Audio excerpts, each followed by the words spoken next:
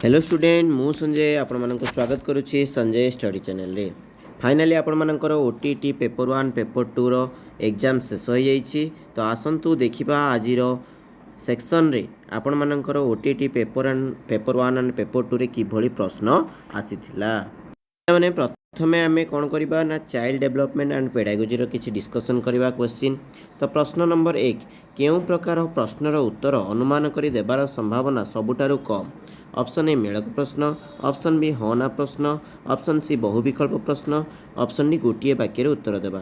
तो आपण मानकर अनुमान करि हबो मेलक प्रश्न रे मध्ये आपण माने अनुमान करि परिबे, हना रे मध्ये करि परिबे, बहुविकल्प रे मध्ये करि परिबे, किंतु गोटे वाक्य उत्तर देबारे आपण माने करि परिबे नाही। तो यह सठिक उत्तर हे जिवो ऑप्शन नंबर डी। सेहि भली सेमटी शिक्षार्थी केन्द्रिक शिक्षा व्यवस्था संपर्कित नुहे।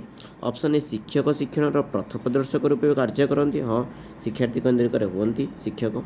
ऑप्शन बी शिक्षक प्रदर्शनमूलक पद्धति शिक्षादान करती, जोटा कि आपण माने कहते the teacher teachers through demonstration method. Option number see the child is the centre of learning. यहाँ आपण मानकर ठीक अच्छी।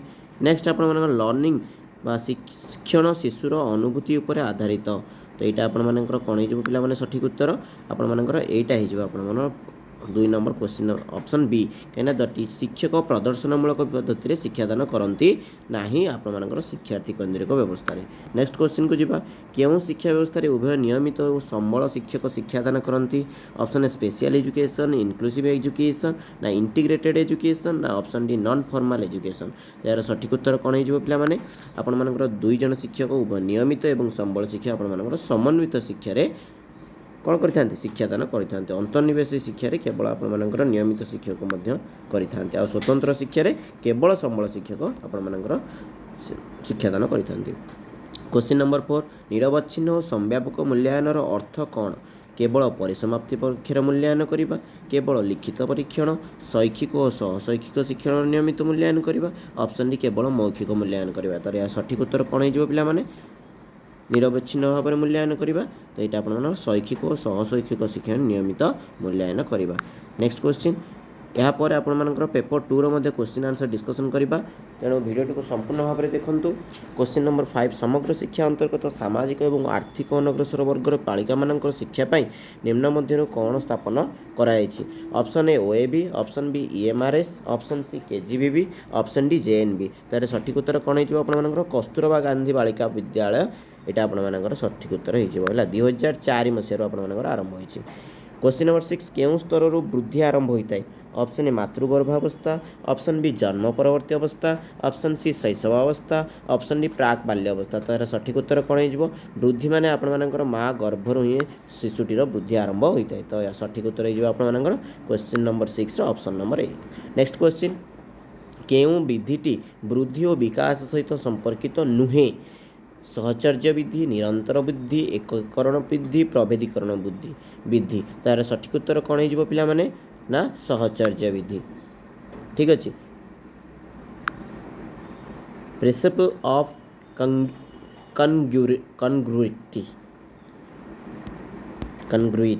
नेक्स्ट क्वेश्चन जड़े शिशु सांग मानक सह खेलिबा समय रे नियम मानिबा को मना करे, किंतु धीरे धीरे सहयोग करी शिखी जाए। यही परिवर्तन केउं विकास को सूचित करे। ऑप्शन ए आवेगिक, ऑप्शन बी नैतिक, ऑप्शन सी सामाजिक, ऑप्शन डी ज्ञानात्मक। तो यार सठिक उत्तर कौन हो पिला माने आपण मानकर शिशु कौन करे ना सांग मानक सह खेली थाए, तापर आपण मानकर कौन करे धीरे धीरे मना करिथाए सहयोग करिया पे, तापर शिखी जाए। तो यहाँ आपण मानकर सामाजिक जेहेतु से सोशल मैच्योरिटी तो परिपक्वता तार आसी जाए एवं यही नियमटी को से परिवर्तन करिथाए। क्वेश्चन नंबर 9 शिक्षक शिक्षार्थी मध्य उच्च स्तरीय चिंताधारार प्रसार करने को चाहती, एथिपाई निम्नोक्त मध्य केउं कौशलटी सबुठारु प्रभावशाली अटे। ऑप्शन ए बारंबार अभ्यास कार्य करने को देवा, ऑप्शन बी तथ्य गुड़िक मन रखापी उत्साहित करवा, ऑप्शन सी अधिक गृह कार्य देवा, ऑप्शन डी शिक्षार्थी को बुझाइबा। तार सठिक उत्तर कौन हो पिला माने कौन हो पिला माने कह ना आपण मानकर जदि पिलाटी तार सबुठारु प्रभावशाली कौशल होछि आपण मानकर शिक्षार्थी को बुझाइबा को कहबा हैला। चिंतार प्रसार करबा पई शिक्षार्थी को बुझाइबा को पड़ता है। ज्ञानात्मक विकास पर्याय गुड़िकर प्रवर्तन क्यों मनोविज्ञानी करथिले। Which psychologist propose the stages of cognitive development. Cognitive development आपण मानकर किए कहिथिले आपण मानकर ऑप्शन नंबर ए ना B F Skinner, option number B Jean पियाजे, ऑप्शन सी सिग्मंड फ्रॉयड ना ईएल थॉर्नडाइक। आपण मानकर चारोटी जो कॉग्निटिव डेवलपमेंट हेतिला चारोटी पर्याय रे साको भाग करथिले से होचंदी आपण मानकर जीन पियाजे। ठीक अछि, आम पे किसी क्वेश्चन डिस्कसन करवा पेपर 2 रो मुखस्थ शिक्षण क्या कहुए। ऑप्शन ए प्रत्यय को बुझा, ऑप्शन ए न बुझी मन रखा, ऑप्शन सी अभ्यास कर शिखा, ऑप्शन डी सृजनशील चिंतन। तो मुखस्थ माने किसी न बुझिकी से कौन करते खाली घोषी थाए। तो यहाँ हो मेमोराइजेशन विदाउट अंडरस्टैंडिंग। ठीक अच्छे, नेक्स्ट क्वेश्चन, शिक्षण को सर्वोत्तम भाव किपरि संज्ञायित करा जाई पारिबो। तथ्य मन रखा ना व्यवहार रे स्थायी परिवर्तन ना अस्थायी प्रतिक्रिया ना शारीरिक अभिवृद्धि। यार सठिक उत्तर कौन हो? Learning is best defined as permanent change in behaviour, व्यवहार रे स्थायी परिवर्तन। से भाई भाइकोटिस अनुसार जड़े शिक्षार्थी निजे कौन करें अन्यर साहाय्य कौन करें से ही मध्यवर्ती दूरता को कौन कहुए। स्कैफोल्डिंग ना जोन ऑफ प्रोक्सिमल डेवलपमेंट ना कॉग्निटिव डेवलपमेंट ना सोशल लर्निंग लेवल। तो यार सठिक उत्तर कौन हो आप जोन ऑफ प्रोक्सिमल डेवलपमेंट।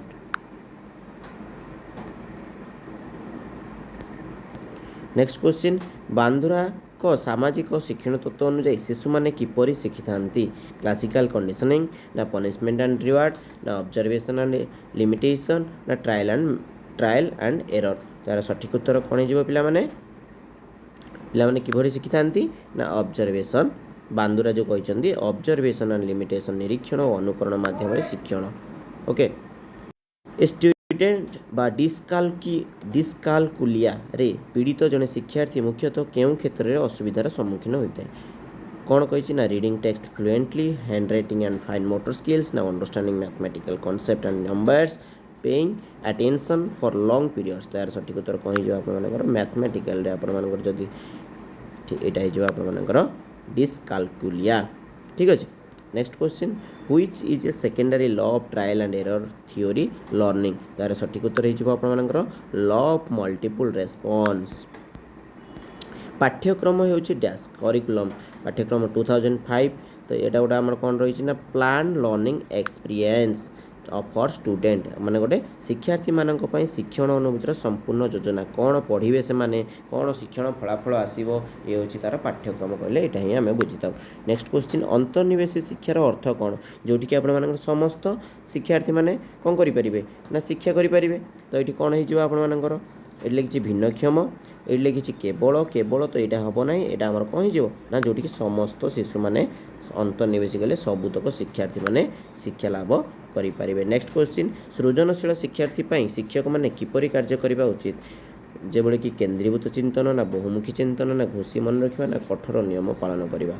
तो यहाँ कौन हो आपणकर डाइवर्जेंट थिंकिंग बा बहुमुखी चिंतन। सृजनशील विभिन्न प्रकार चिंतन कले से सृजनशीलता वृद्धि हे। निम्नलिखित मध्य केउंटी शिक्षण एक ज्ञानगत कारक।